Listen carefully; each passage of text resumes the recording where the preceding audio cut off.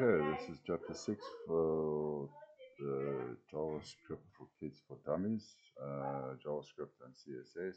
CSS is style, cascading style sheets.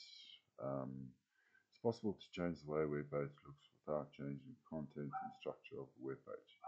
Language used to change the web page style is called cascading style sheets. CSS dresses up your web page by adding colors, borders, backgrounds, and varying sizes of elements. CSS can change where elements are positioned on your screen. You can even control special effects such as animation. CSS basics. The CSS rule consists of two main components. Selector.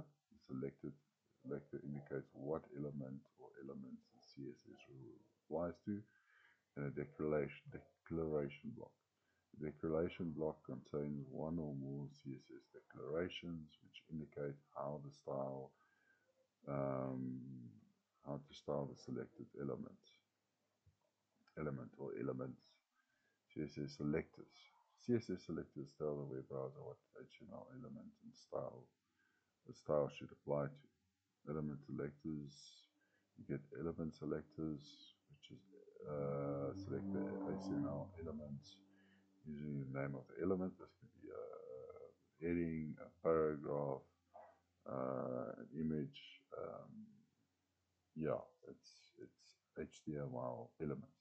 Then you get class selectors. Class selector starts with a period, followed by the value of an HTML attribute and class. Class selectors are ideal for times when you need to apply the same style to multiple elements. ID selectors. ID selector starts with a hash symbol and selects elements based on the value of the element's ID attribute. ID selectors are useful when you need to select a single element in an HTML document. CSS declarations go inside the declaration block following CSS selectors. Declarations are made up of two parts. The property part of declaration tells you what should be modified, and the value. The value tells you how the property should be changed. Sizing elements in CSS. When we measure things in CSS world, we have several different units of measurements.